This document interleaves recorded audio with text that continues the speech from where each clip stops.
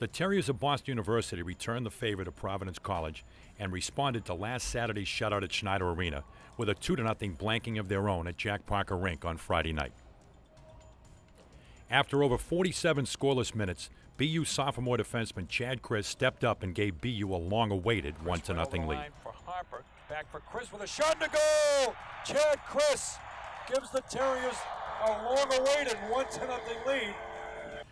The Chad Chris show continued less than 2 minutes later on the hockey equivalent of a pick-six unassisted marker. Chad Chris, here comes a free safety again on the interception.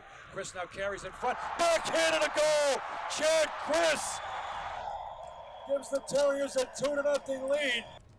Chris's classmate Jake Ottinger finished with 31 saves for his first shutout of the 2017-18 campaign. The Terriers returned to action Saturday night at Jack Parker Rink. Opponent, crosstown rival Northeastern. Face-off at 7 p.m.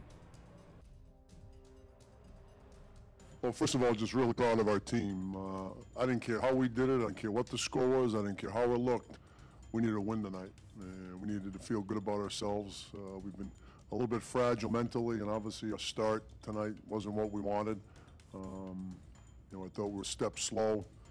But I thought after we killed some penalties in the first, I thought after the last 5 minutes we started playing better and spent some time in the offensive zone. And, I thought the next two periods we played much better. And I thought the third was, again, our best period of the night.